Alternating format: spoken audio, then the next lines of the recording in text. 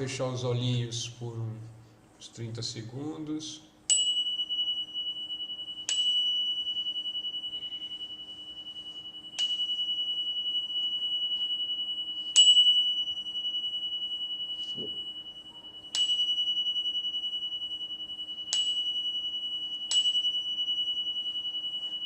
Pedimos ao Grande Espírito, à Grande Mãe, Mãe Natureza, aos mestres e mestras da sabedoria de todas as tradições, né? De todos os lugares. A tradição é sempre a mesma, né? Mas de todos os lugares, de todas as épocas, que abençoe esses estudos, nos traga insight, nos traga compreensão. Que assim seja, assim é.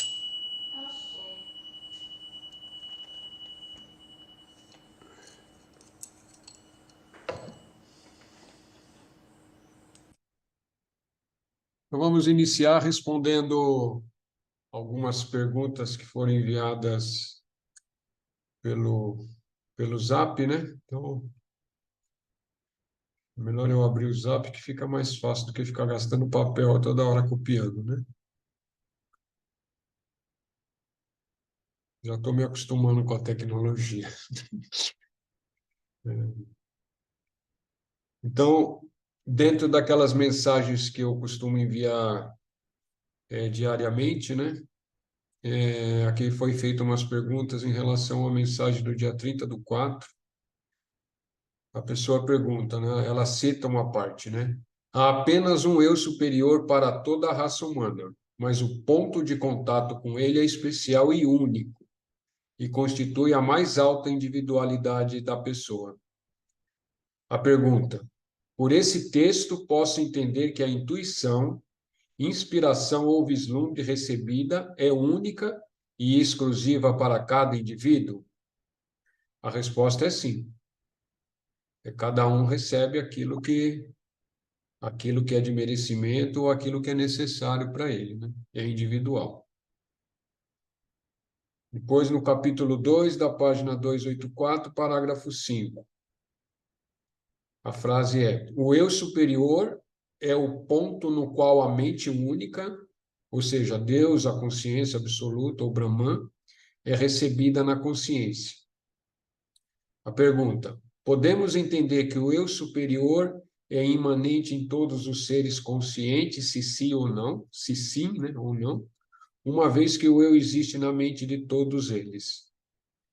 Sim, a gente pode entender que o eu superior aqui nesse entendimento aqui da pergunta seria o próprio Deus, né, ou o próprio Brahma Saguna, né, o Deus Criador. Deus Criador, cada religião tem um nome para esse Deus Criador, mas é o Deus Criador. Esse Deus Criador, ele é imanente em tudo e em todos, né? Consciente de si ou não. E uma vez que existe uma mente para todos eles. Sim, a resposta é sim, mas seria o Deus Criador, o Deus imanente, né? Porque às vezes você fala eu superior, você pode estar referindo ao Deus Criador ou pode estar referindo ao eu superior, o Deus interno, né? Ou a sua porção divina, né?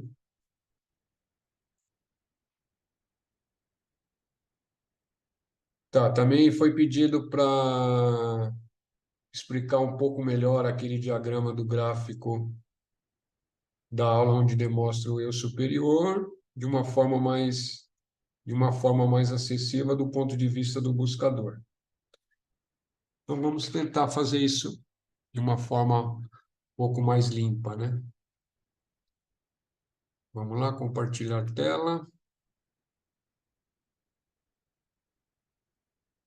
Vocês estão vendo a tela aí, né? Sim, pai. Então tá, Sim. importante. Então vamos lá. Então na parte superior a gente tem o compartimento B, né? Que seria, vamos chamar assim para fins didáticos. A gente tem que lembrar que o PIB, ele coloca esse gráfico aqui lá naquele livro lá e ele escreve umas 3 ou 4 páginas para explicar isso, né? Então, é importante, quem quer se aprofundar, né, pegar esse livro ou baixar em PDF, essa parte do capítulo, né, e dar uma lida inteirinha lá, que fica bem mais, e como é que fala? Muito mais detalhado, né? Mas é isso, essa aqui seria a parte superior, que vamos chamar da parte divina, né? Que é o cômodo B. Aqui você tem a letra A, que seria o nosso eu superior individual, né? Em essência nossa. Ela se reflete em D, né? Que é a nossa alma. Esse D aqui é a nossa alma.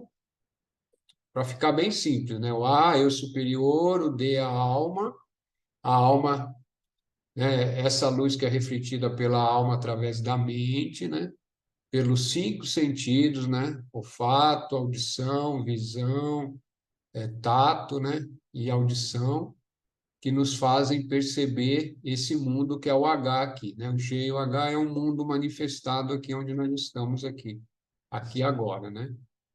Então, até aí eu acho que fica muito clarinho o que eu estou falando. Agora vamos fazer o caminho contrário, né? A nível de nós que estamos aqui existindo, né? Então, cada um de nós aqui percebe o mundo através dessas cinco janelinhas que estão aqui embaixo. E o mundo também, o H e o G, que está aqui, né? Nós estamos vendo esse mundo, né? Através do que a gente percebe esse mundo, através desses cinco sentidos que nós temos aqui. E esses cinco sentidos, né? Eles, eles são percebidos pela própria mente, né? Primeiramente, essa mente mais básica, que é o que a gente usa no dia a dia, a mente de vigília, né? E depois, né, no nível mais sutil, né, que seria esse cômodo F, pela própria alma. Vamos falar que esse nível F aqui é onde a alma reside. A partir dessa janelinha é onde a alma está vendo o mundo, que é onde está o corpo físico, onde está o corpo etérico, o corpo emocional, onde nós estamos existindo, né? Se fizesse mais um quadradinho aqui embaixo, talvez ficava melhor, né? Mas como isso aqui é obra do Pibino, não é eu que vou mexer, né? Então é isso. Então, a partir aqui do H, aqui embaixo, que nós estamos aqui, a gente está aqui através desses cinco sentidos. Se a gente entrar agora do ponto de vista do buscador, como é que você vai perceber isso? Só fechando os olhos, né? E entrando em meditação, né? Entrando em meditação significa estado meditativo, silenciar a mente.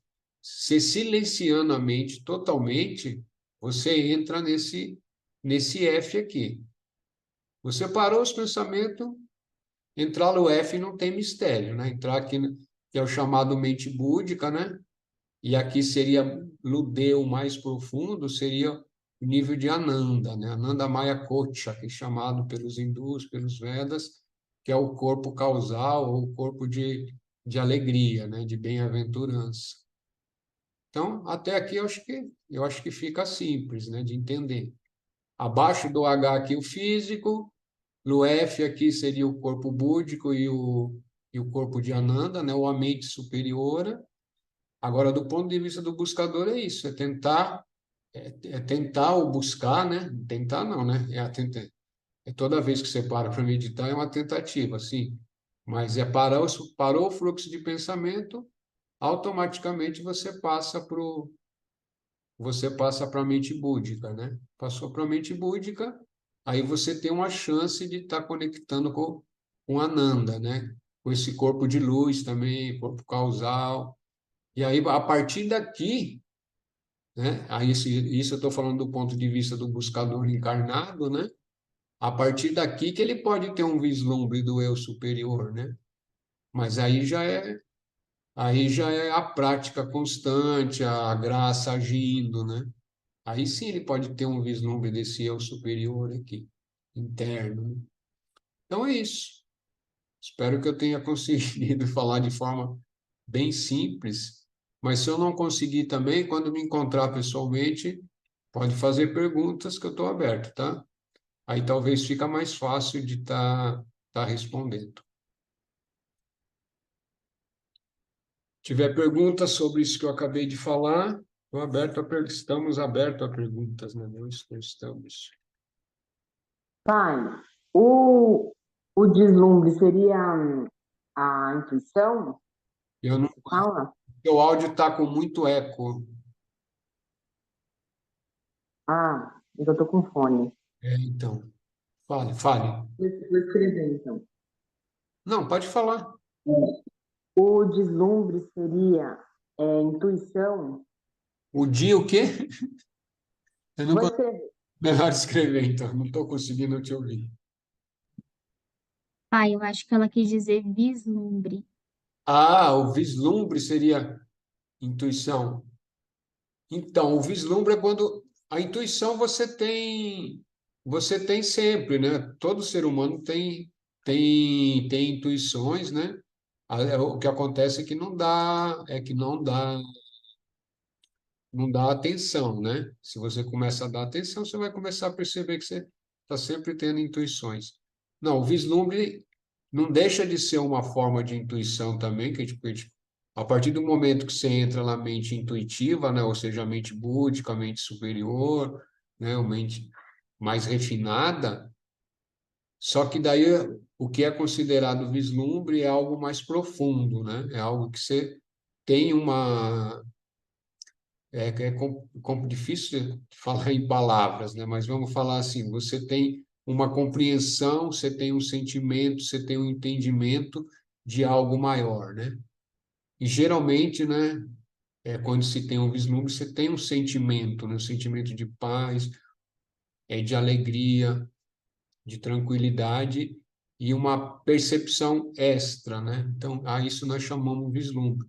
Óbvio que o vislumbre também pode ser ter ter várias modalidades de vislumbre, se é que a gente pode falar isso, né? Você pode ter um vislumbre de. Eu já falei isso algumas vezes, mas é o exemplo mais simples. Você está contemplando uma flor ou um beija-flor, lá e de repente você, né, você tem aquele sentimento de alegria, de alguma coisa além, entendeu? Isso é um vislumbre. Hum, Isso é um vislumbre clássico, e acontece, e na maior parte das vezes ninguém dá atenção.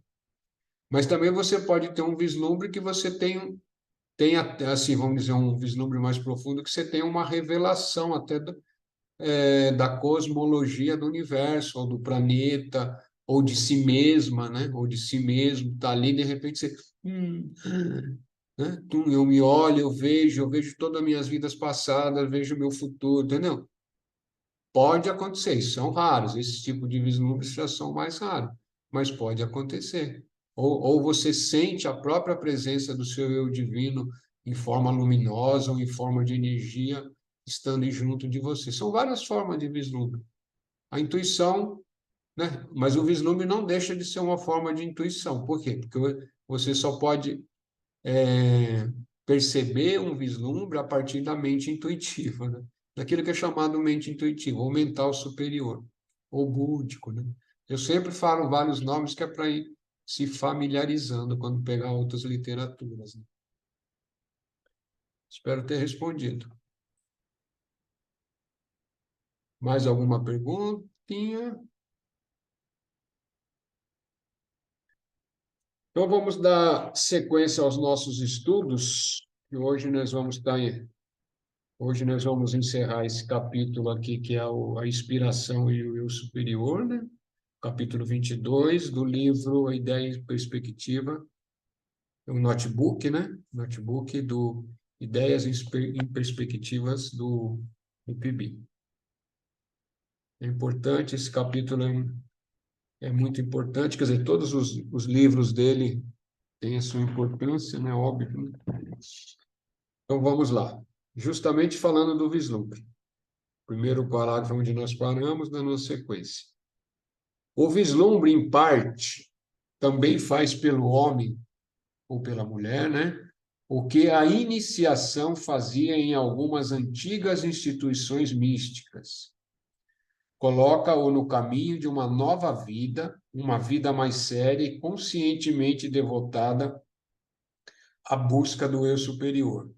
Silenciosamente convida-o a dedicar ou a dedicar de maneira renovada o que resta de sua vida na Terra a essa tarefa.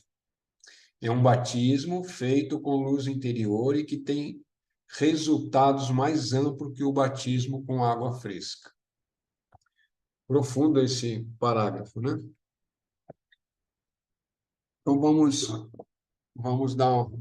vamos fazer alguns comentários aqui, porque é importante, né? Então, o vislumbre, em parte, também faz pelo homem o que fazia as antigas instituições místicas. O que são essas antigas instituições místicas? Em todo o planeta, em todas as épocas, sempre existem instituições místicas, algumas conhecidas, outras não conhecidas, né? No Egito, a gente teve algumas instituições, tinha o Templo de Horus, de Osíris, de Ísis, de Tote, né? E aí vai, na Índia, vários templos com várias fraternidades, na China, no Japão, e aí vai, né? Na América do Sul, né? Dos povos andinos, né? Todos com as suas maneiras peculiares, né? Não são todas iguais. A verdade é sempre a mesma, mas a manifestação da tradição às vezes tem diferenças em formas, né? Depende da época e depende do local. Então, nessas instituições, hoje a gente assim, para ter uma ideia o que seriam instituições místicas, hoje a gente teria assim a maçonaria, a Rosa Cruz, essas aqui tudo a nível físico, né? Mas essas aqui que a gente vê em nível físico aqui, é, como é que eu posso falar sem falar?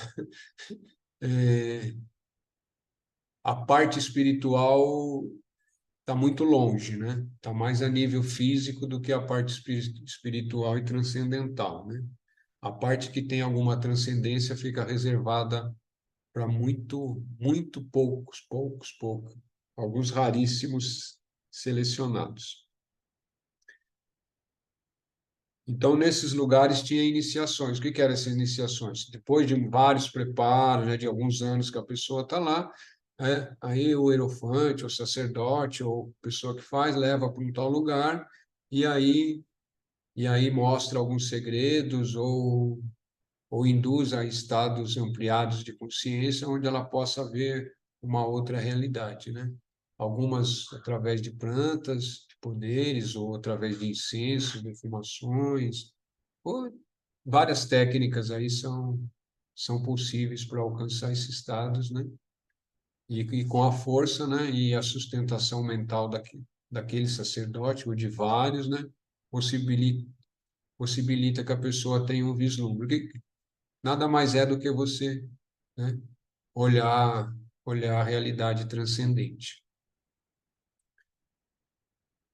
E aí, quando se tem esse vislumbre, coloca-se numa nova vida e você inicia-se essa busca, né? Alguma coisa te motiva a, a tentar entender, a tentar compreender, mesmo que no início você ainda não sabe nem o que está buscando direito, como fazer, mas você está ali indo, né?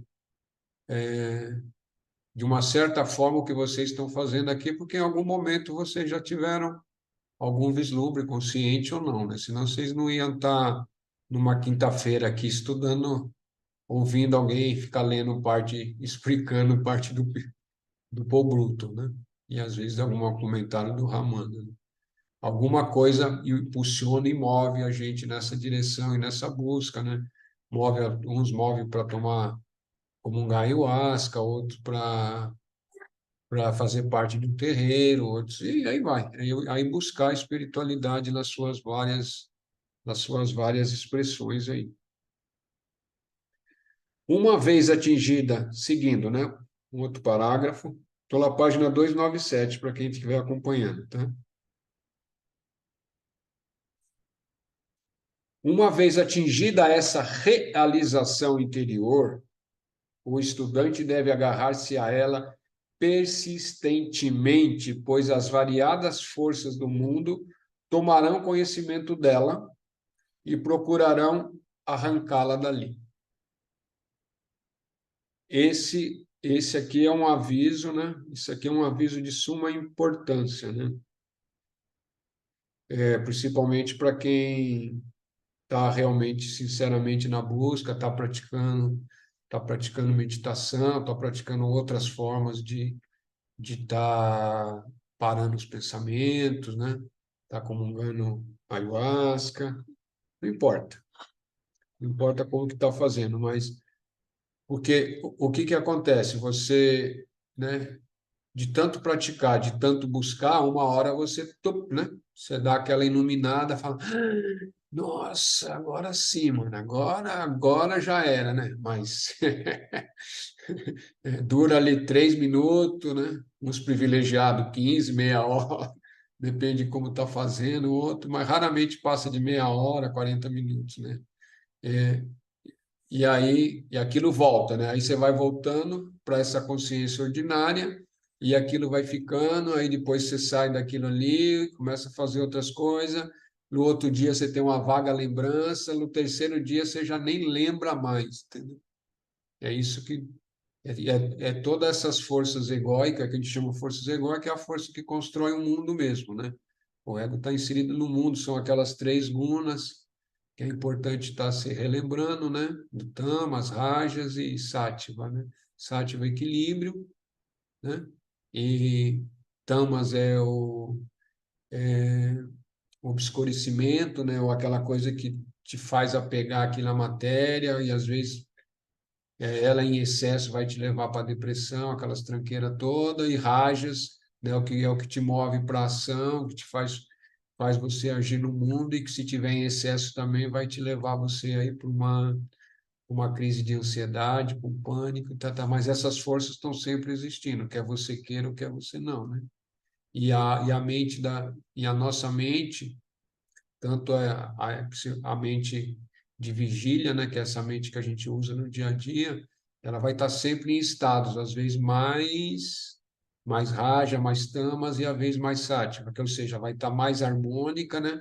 Às vezes vai estar mais acelerada e às vezes pode estar mais embotada, vamos usar esse termo, né? Mais depresinha, mais melancólica, né? São estados da nossa própria mente que vai sempre variando. São essas três forças que movem, né? Essas três forças que movem o mundo, né? Uma é a harmonia, que é a sátiva, né? Então é a melhorzinha essa daí, né? É o que vai te manter equilibrado. Então, quando a mente está sátiva, você vai estar em equilíbrio e em paz. Alguém está perguntando aqui, alguém consegue escrever essas três forças? Rajas, alguém é só escrever Raja, Tamas e Sátiva. Tô escrevendo, pai. Tá, beleza. É importante isso daí, né? Esse é um conhecimento, essa forma de expressão, né, esses nomes vêm dos Vedas, né? Mas como é fácil de entender e tem bastante escritos, então por isso que eu estou usando. Mas é só lembrar que existem três forças e essas três forças estão sempre em movimento. E esses movimentos estão sempre nos levando para lá ou para cá, a não ser que você esteja muito atento, né, olhando. E não tem como fugir delas, né? Elas estão sempre presentes. O que você pode fazer é observar, né? Poxa, estou mais rápido, então eu preciso, né, eu estou mais acelerado, então eu preciso voltar para o meu ponto, né? Ficar mais tranquilão. Agora eu estou ficando muito embotado, preciso voltar para ficar no nível mais harmônico, né, de equilíbrio. E isso vai e volta, né? Isso vai e volta. Se vocês percebem ou costumam ver, né? As pessoas que tomam remédio para depressão também tomam remédio para ansiedade, quem toma para ansiedade. Por quê? Porque faz isso, entendeu? É isso. Na realidade, são as duas forças que estão sempre ali, ó. Tum, tum. Então, quem está em desequilíbrio, ela vai estar lá para a ansiedade. Aí, se toma remédio para coisa, ela. E quem está aqui, se toma remédio para sair daqui, vai. Né? E aí fica nesse sobe e desce que não para nunca, né? Por isso, por isso o ideal, né, é buscar esse estado. Como é que busca esse estado? Estando sempre consciente de si mesmo, né? Não precisa ser a consciência cósmica, não. A consciência de estar se observando. Putz, agora eu estou assim, agora, né? Isso no começo é meio chato, né? Fica meio esquisito, mas depois isso é automático, né? Você cria, você desenvolve, né, esse auto-observador, a própria mente desenvolve esse auto-observador interno seu, suavão. Aí você mesmo está sempre se olhando, sempre se vendo, né? Tranquilo, mas isso não é iluminação, não. Isso é uma testemunha, mas é uma testemunha ainda ligada ao ego, tá? Não é a testemunha eu superior. Importante definir isso também, porque às vezes você pode pegar um texto, você vai ver a testemunha, né? Ah, você né? Desenvolver esse aspecto da testemunha, ou seja, o que eles chamam de testemunha é você mesmo observando, né? Então, quando você entra em meditação, automaticamente você entra nessa testemunha de estar se olhando os próprios movimentos da mente, né? Os pensamentos vindo, aquela coisa toda, os sentimentos. Você está se auto-observando, você está de testemunha de si mesmo. Mas existe a testemunha real, verdadeira, é a testemunha do eu superior, do eu divino, que está transcendente a você, a essa parte egóica, né? Essa parte ligada a todas essas forças ligadas ao mundo. Sempre bom que eu estou falando isso do mundo, essas coisas da vida, a vida não é ruim, o mundo não é ruim, né? É o nosso estado em relação com esse mundo e essa identificação é que torna ele pesaroso, né? E doloroso para a maioria das pessoas. Se você transcende isso e começa a perceber o mundo, e começa a perceber a força, e começa a entender que tudo é a mãe natureza, né, manifestada, e que a força criadora, ou Deus criador, ou seja lá o nome que queira dar, está presente em tudo, aí você aprende a bailar, né? Aprende a bailar, que eu falo, tá no mundo, né? Tá no mundo e tá percebendo as coisas, mas não, né, sem que aquilo seja um peso ou seja doloroso. E isso um dia todos nós vamos atingir esse estado aí. Mas precisa começar a treinar ontem, né? Precisa começar a treinar ontem, sempre está treinando, sempre, sempre. O objetivo desse nosso estudo aqui, desse trabalho, é pelo menos uma vez por semana retomar, né? A mente de cada um está retomando essa possibilidade de conhecimento, essa possibilidade de estar se desenvolvendo e de estar se mantendo naquilo que chama busca, né?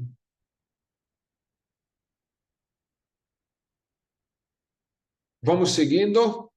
Se o estudante for tentado por esses súbitos vislumbres a indagar se há um método ou técnica por meio do qual eles podem ser repetidos à vontade, constatará que ele existe e chama-se meditação.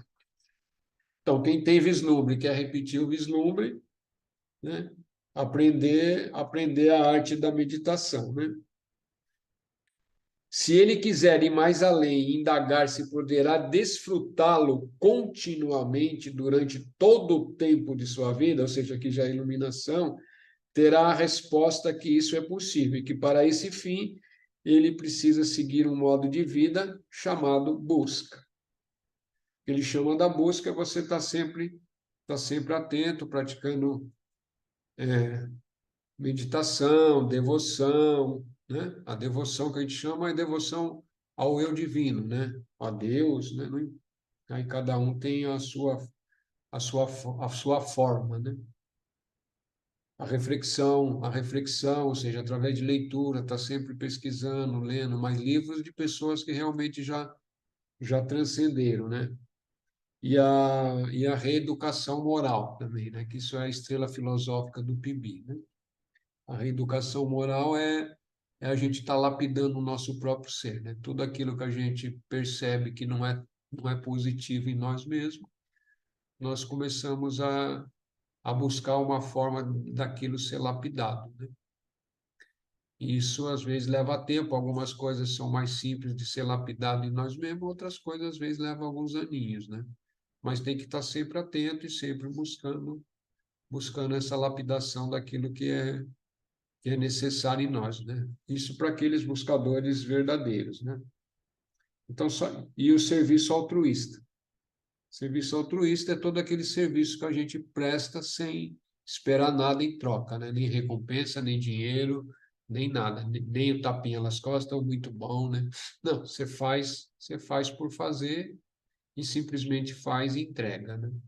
Esses são chamados verdadeiros serviços altruístas. Então, vamos seguir. A despeito de si mesmo, o ego é atraído cada vez mais para a grandeza espiritual revelada por esses vislumbres. Seus laços com o egoísmo, com a animalidade e com a materialidade são afrouxados. Finalmente, ele vem a perceber que bloqueia o seu próprio caminho e a sua própria luz. E aí, então, ele se deixa anular. Então, todo nosso ser egóico, né?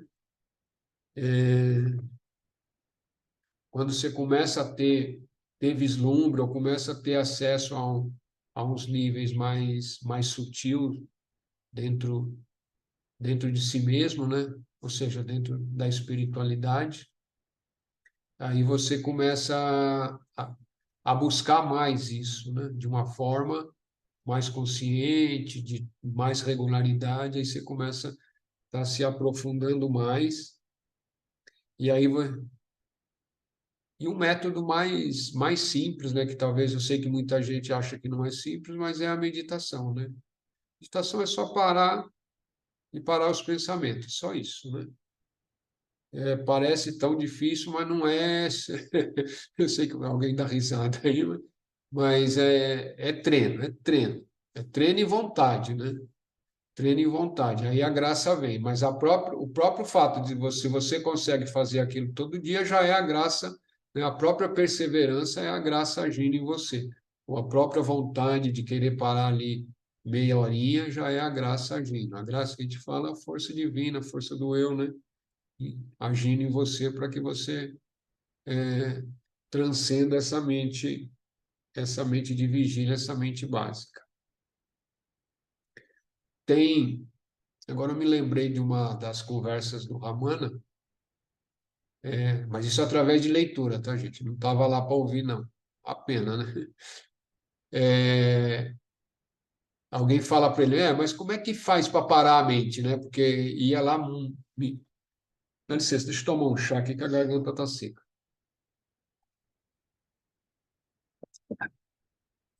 Lá, lá ia a pessoa do mundo todo, lá, né? De várias partes do planeta, né?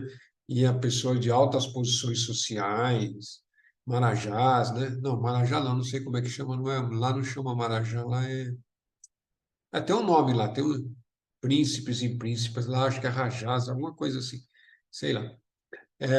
E sempre iam lá, né? Mas uma das perguntas muito frequentes era isso, né? Mas como parar a mente se a natureza da mente é sempre estar pulando, né? Aí ele sempre dava um exemplo bem basicão assim, que no começo no começo eu li aquele exemplo, é meio tosco, mas depois você fala, faz sentido, né?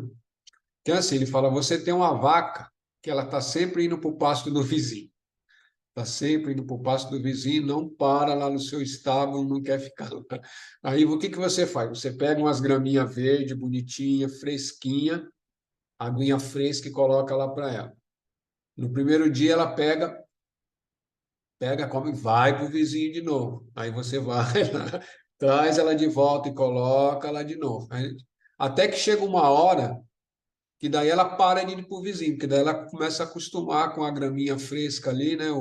O capim fresquinho, a água fresquinha lá, ela para de ir para fora. Entendeu? É a mesma coisa com a mente. A partir do momento que a mente começa a ter prazer de voltar para dentro de si mesma e perceber a paz que existe dentro de si mesma, a tranquilidade que existe dentro de si mesma, ela perde essa vontade, né? Uma forma grosseira de falar, né? Ela vai diminuindo essa vontade de ficar só ligada ao mundo, né? Só ligada às coisas do sentido que está externamente, né? Vamos assim dizer. Então é isso. De tanto você vai trazendo ela para dentro, trazendo para dentro, trazendo para dentro, ela vai acostumando a ficar para dentro. Aí depois depois de algum tempo, né, você sente falta de voltar para dentro de você mesmo. Se você começa a ficar muito para fora, né, está muito ligado a tudo que está externo, você sente uma necessidade de retornar para o seu, assim, para a sua parte interior, né? O Pibi chamava isso de uma antessala, né? A antessala uma antessala dentro de si mesmo, né, que você possa se recolher, está sempre ali, quando precisa, lógico, você está no mundo, faz as coisas do mundo normalmente, tranquilamente e prazerosamente, né? Pelo menos algumas coisas. Perguntas? Ok, ok. Então vamos dar sequência.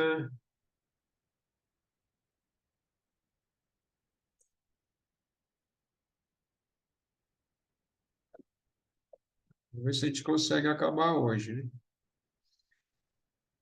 Esse vislumbre é a iniciação do estudante na vida espiritual e, portanto, na vida sacrificial. Ele nada mais é do que o primeiro passo de um longo processo no qual ele terá que romper com suas tendências inferiores, abandonar suas paixões ignóbeis, dominar suas inclinações desprezíveis e renunciar às ideias egoístas. Nossa, não sei se a tradução tá boa, não, mas é isso mesmo, inclinações desprezíveis. Às vezes o tradutor dá uns deslizes, né? Mas não sei se foi isso que ele quis dizer, não, mas não deixa de ser também, né? Então, a partir do momento que a gente tem um vislumbre, né? ah, Aí a gente inicia esse processo e aí vai começar a se olhar e ver que tem umas coisinhas feinhas dentro da gente, né? Que precisam ser lapidadas. Às vezes, geralmente o que acontece é que a gente vê mais a capa grosseira, a gente vê aquilo que é mais grosseiro dentro de nós mesmos, né? E aí começa por aquilo que é grosseiro. Ah, puta, eu gosto de tomar cachaça, né? Puta, mano, eu sou cachaceiro, pô, eu preciso parar de tomar cachaça. Isso é grosseiro, isso é visível, né? Todo mundo está vendo, e às vezes, mas às vezes nem esse grosseiro a pessoa vê, né? Mas vamos dizer, é que a pessoa viu, putz, preciso parar de tomar cachaça. Aí a pessoa fala, puta, ela fez um processo todo, rezou, depois de um tempo ela parou de tomar cachaça.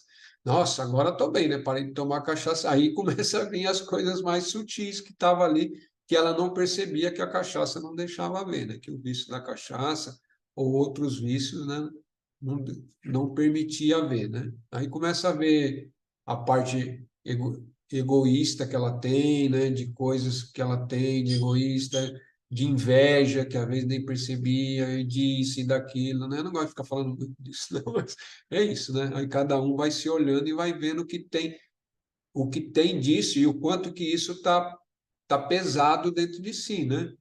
Porque todo mundo vai ter isso, né? Não tem como não ter isso e estar existindo, porque tudo isso faz parte dessas três forças que estão sempre em ação dentro do nosso ser, né? Que é o próprio mundo movimentando. Se essas três forças parar, o mundo deixa de existir, né?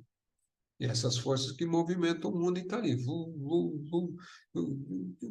e não para nunca.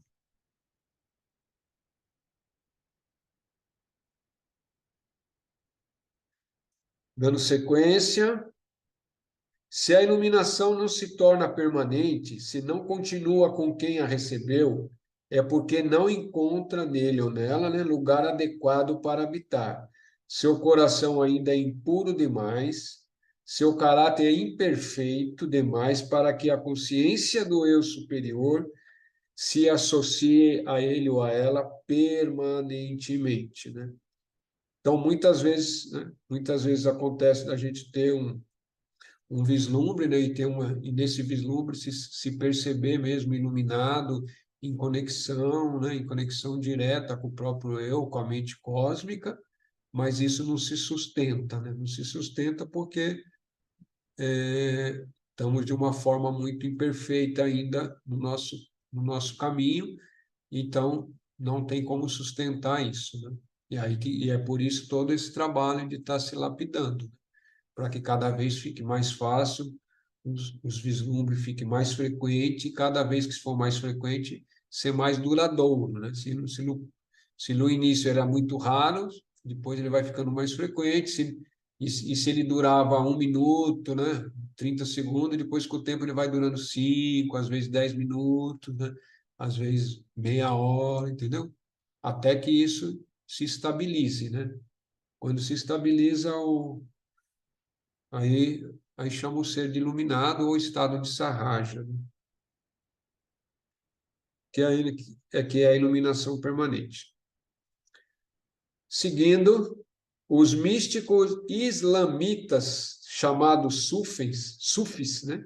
Os sufis, fazem distinção entre os vislumbres, que eles denominam estados, e os avanços permanentes no caminho, que eles denominam estágios.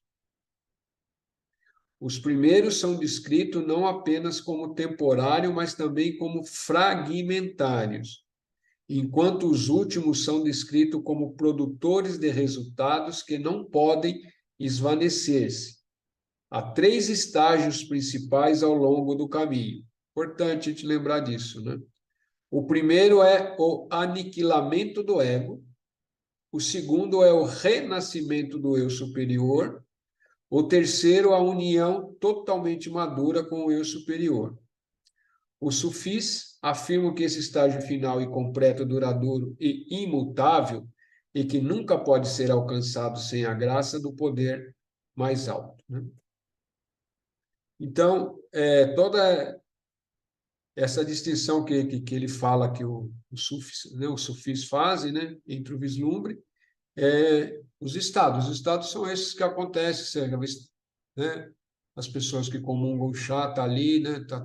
Tem volta, né? Eles não são estáveis, pode acontecer, não acontecer, e não são duradouros. Pode estar numa gira, de repente, né? Chega uma energia, está num estado de transe, né? Abre, vê, percebe, mas volta, né? O que ele está dizendo aqui, essa classificação deles, eu acho interessante também, né? Que é o primeiro. Aqui ele fala de aniquilação do ego. A palavra aqui também, não sei se a tradução é assim mesmo, mas aniquilação aqui não é aniquilação de matar o ego, né? Porque não há como matar o ego, né? Para matar o ego, você teria que deixar de existir no corpo etérico e na mente. Isso seria matar o ego, né? Mas se você continua no corpo e continua com a mente, continua com o corpo emocional, o que ele chama de aniquilação do ego é a rendição do ego, né? O ego já não tem mais força, está rendido, né? Está a serviço do eu superior. Então é isso que a gente pode entender como essa aniquilação aqui. O segundo é o renascimento no eu superior. Então, quando o ego, né? O primeiro momento é quando você entrega o ego, né? Fazer essa entrega. Parece fácil, né? Mas quem pratica a meditação ou pratica alguns rituais, ou mesmo quando tá no ritual de ayahuasca, né? De que tem uma oportunidade de transcender, fala assim: eu entrego o meu eu, entrego o meu ego ao eu superior para vocês verem o que acontece. É uma experiência bonita.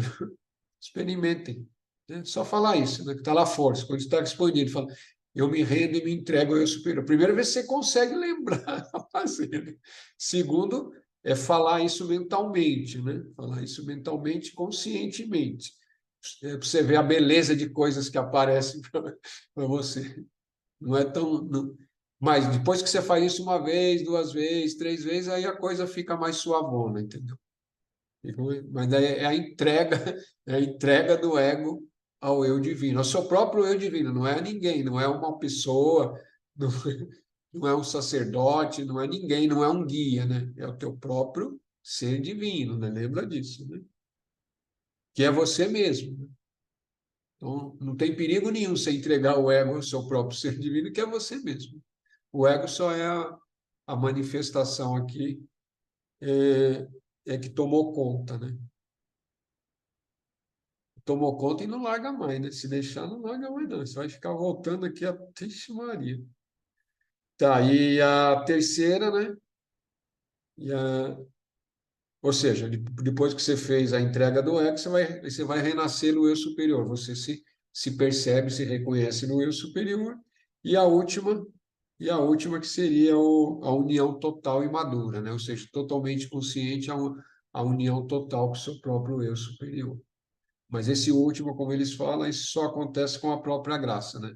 Ou seja, a própria graça, que seria o próprio eu superior, ele, ele querendo essa, né? Vamos falar assim, né? Se é que tem querer, né? Mas vamos para a gente entender ele querendo que essa união seja aconteça, né? Ou seja, se isso acontecer, você encerrou sua continha com o planeta, não deve mais nada para o planeta, né? Tua cardinetinha está fechada, encerrou tua continha no planeta.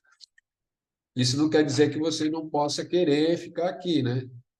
Não, mas eu quero ajudar todo mundo, eu quero fazer tudo. Isso aí é de cada um, né? Só quando chegar lá para a gente saber. Dando sequência, ainda temos tempo. Vamos terminar esse capítulo hoje. É preciso lembrar que o vislumbre não é a meta da vida. É um acontecimento, algo que começa e termina, porém algo de imenso valor para a vida filosófica. Vida filosófica, filosofia é sempre sabedoria, lembra disso? Ele usa esse termo filosófico, né? Ou filosofia de sabedoria. Para a vida filosófica, a consciência do dia a dia dessa vida filosófica. Então, deixa eu reler aqui que eu parei e ficou esquisito. É um acontecimento, algo que começa e termina, porém algo de imenso valor para a vida filosófica, a consciência do dia a dia dessa vida filosófica e o caráter normal e equilibrado próprio dela. Muito importante, né? A vida filosófica se estabelece de modo contínuo e permanente na presença divina. O vislumbre vem e vai dentro dessa presença. O vislumbre é excepcional e estimulante, porém o Sahaja, ele já fala o que é o estado permanente. Sahaja é o estado do iluminado, o estado búdico é o do Buda, para entender melhor. O estado permanente é comum, normal e cotidiano. A partir dali você zerou, está ali no estado búdico permanente. É o mesmo estado do Ramana, é o mesmo estado do Ramakrishna, é o mesmo estado da Ananda Maya Kotia, do Yogananda e de outros seres aí que vieram para cá. O vislumbre tende-se a retirar da atividade, ainda que apenas por alguns momentos, enquanto que o Sahaja, né, a iluminação, não exige que ele se interrompa as atividades exteriores. Quer dizer, quando você tem um vislumbre, às vezes você está percebendo que está tendo um vislumbre, você tem que parar, né? Óbvio, se estiver dirigindo, não, né? Se estiver mexendo com a serra elétrica, também não. Mas se está ali, poder parar um minutinho, ficar quietinho, né? Pelo menos 1 ou 2 minutos, para você perceber e sentir. O que ele está falando é que quando você está iluminado permanentemente, essas coisas é natural. Você está eternamente, né, em comunhão, em contato com o mundo espiritual transcendente, com o teu próprio eu, e aí vai, aquelas coisas todas, e mais consegue fazer qualquer coisa no meio, aqui no mundo físico, né? Como diz lá o senhor Agostinho, consigo fazer qualquer coisa na força, entendeu? Está com a consciência ampliada, você consegue fazer qualquer coisa. Mas isso é um estado que não é para todos, né? Nem todo mundo, numa força grande, consegue pegar um carro e dirigir, né? Pegar uma máquina de serrar e for serrar, né? Não é nem, quer dizer, nem é sabedoria, a não ser que você seja um iluminado. Dando sequência aqui, estamos na página 299. Enquanto a Igreja Ortodoxa grega considera a experiência da luz o ponto mais alto que o homem pode alcançar, o ensinamento filosófico indiano a considera o último estágio antes do mais elevado, pois o que quer que seja visto implica a existência de alguém separado que o vê. Isso não deixa de ser assim, mesmo no caso da luz sagrada. De acordo com esse ensinamento, não ver, mas ser é a experiência final. Você, agora entre aspas, né? Você deve ir além do ver e então descobrir quem é o eu que experiencia essa luz. Disse Ramana Maharishi a um discípulo, que deve ter sido para ele mesmo, né? O próprio Pibi, porque o Pibi ele ficou uns tempos lá, com uns anos lá com o Maharishi, o Ramana Maharishi. Então, o que a gente entende disso? Isso e acho que é importante também, porque muita gente confunde, né? Esses estados. Por exemplo, né? Vamos pegar os místico-cristãos, né? Mas não é para falar mal, não, é para falar bem. Eles estão lá, né? Aquela devoção toda com Cristo, né? Tantos faz ser freira, ser padre, os verdadeiros, místicos mesmo, né? ou com Buda, né? Vamos mudar, vamos pegar com o Buda, né? Tá lá, na imagem do Buda, pensando no Buda, ou em Krishna, né? Os que são devotos de Krishna, outros de Shiva, tá lá, né? Vamos pensar em Shiva, vai. Tá lá com Shiva, devoção, de repente, clareia, né? Clareia, aí percebe Shiva, vê Shiva, aí dá um abraço no Shiva, e Shiva bailando, e Shiva ali, pronto, né? Pra, o, o que ele está dizendo que para a Igreja Ortodoxa grega, essa experiência de luz seria a última, né? Ou seja, a experiência ortodoxa grega seria com Jesus, né? O Cristo, né? Tá ali. Acabou, aquilo ali acabou. O que ele está falando é que esse é um penúltimo estágio, esse não é o último estágio. Por quê? Porque existe a visão, né? E alguém que está vendo a visão. Então, existe a dualidade. Então, está separado. É uma coisa que você está vendo na sua mente, né? O Cristo que você está vendo é verdadeiro, mas a visão não é uma visão. Não sei se vocês conseguem entender isso, né? Krishna que você estiver vendo, Krishna é verdadeiro, existe. Mas o que você está vendo é uma visão de Krishna, né? Não sei se vocês conseguem entender isso. Existe o objeto e existe o eu vendo o objeto, né? É como nós no mundo, né? Vocês estão olhando para a tela, está você aí do lado da tela e tem a tela na sua frente, onde vocês estão me vendo e me ouvindo aí. É isso. Então, existe... E o que ele fala? Que existe um estado em que você torna-se o próprio eu, né? É o que a gente estava lendo naquele parágrafo anterior lá, né?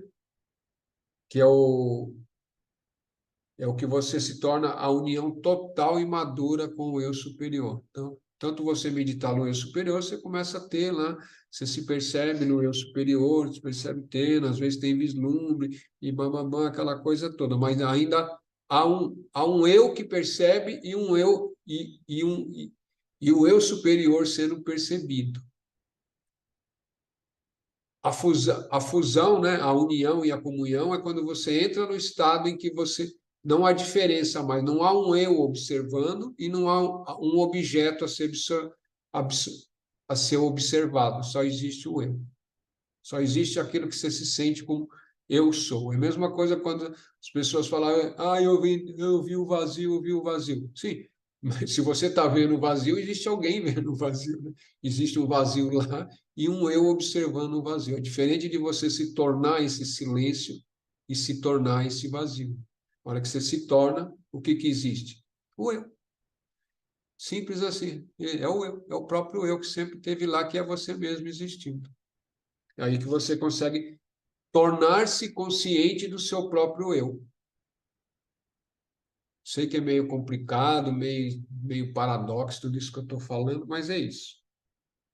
Mas com o tempo não, né? Já faz uns 3 meses, vocês já estão se familiarizando com isso, vai sonhando, a mente já vai elaborando, né?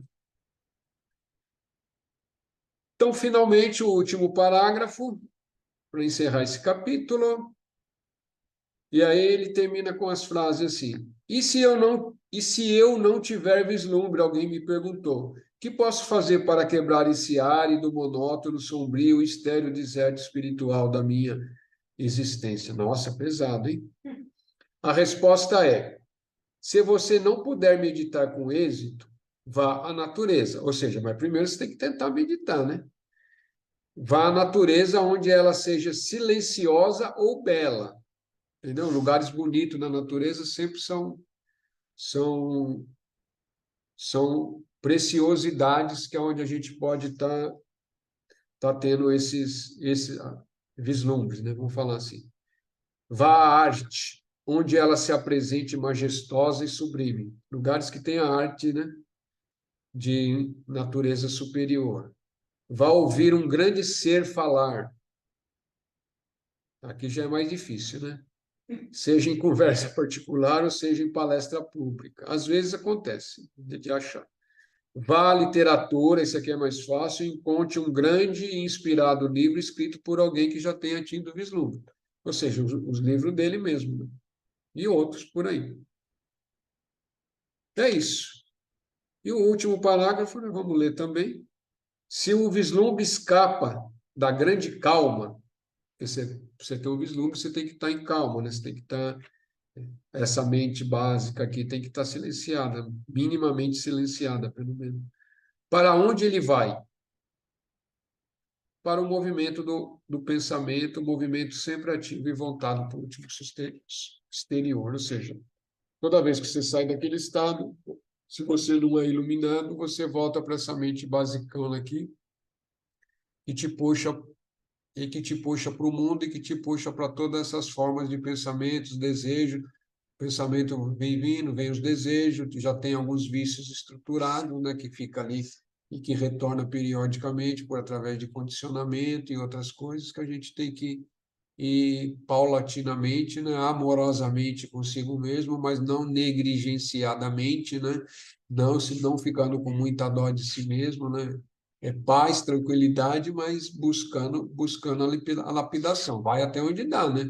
Lapidar uma pedra é uma arte, né? É de um joalheiro experiente, né? Se ele forçar demais, ele quebra a pedra, não é isso, né? Você quebra a si mesmo, não é sabedoria, né? Então, mas também, né? Vai até um limite que é suportável. Depois disso, para, depois retorna, né? Mas também não pode ficar com dó, senão você nunca passa de um certo ponto dentro da sua própria, do seu próprio autodesenvolvimento, né? Aí é que está a sabedoria e aí que precisa estar sempre pedindo inspiração para o seu próprio eu divino, né? Que é o seu único e verdadeiro mestre real e é o teu próprio eu divino. Só pedir para ele, né? Me mostra como, às vezes vai mostrar uma ajuda, um livro, outras formas, mas de você estar ali recebendo auxílio. Isso não quer dizer também, né? Isso não elimina os auxílios dos guias espirituais, das divindades que são os orixás ligados à natureza, né? Nada disso é dispensável, né? Entendeu? Nem depois que você se ilumina, depois que você se iluminou, está iluminado, está realizado. Aí o trabalho continua junto com esses seres ou não, né? Vai depender muito de tudo que você já fez. Se você já trabalhava dentro dessa linha, né? É continuar ali agindo, só que daí você é mais um trabalhador, né? Você deixou de ser um pedinte, né? Você deixou de ser um pedinte para se tornar um operário de verdade, dentro do plano evolutivo aí, o plano divino. É isso aí, meus amigos e minhas amigas. Encerramos esse capítulo. Eu vou escolher mais um capítulo aí, depois aí eu passo para a Carla, ela tira a Xerox. A Xerox não, né? Xerox já nem existe mais, né? Escaneia, né? Não, existe, Xerox existe. Fotocopiador existe. Mas aí faz lá um escaneamento lá e aí vocês têm acesso ou buscar os livros na estante virtual, ainda tem esses livrinhos aqui, ainda acha. Acha bastante livro lá do PIB na estante virtual. Hoje mesmo eu dei uma olhada antes de começar, eu estava aqui no computador. Tem lá 15 conto, R$ 15, né? Baratinho. Aí, ó. Ajuda. Perguntas para encerrarmos? Se não tiver perguntas, vamos ao encerramento. Gratidão a todos e a todas, né? Por mais um estudo. Fechar os olhos aí alguns segundos. Deixa eu mudar para o som original. Gravei.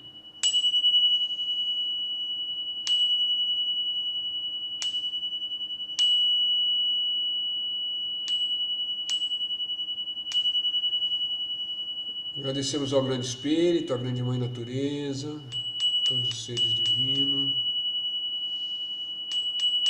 aos maestros e maestras da sabedoria de todas as tradições, de todas as raças, de todas as épocas, de todos os lugares, que nos inspire sempre, que nos mantenha ativos na busca, né? Que nos mantenha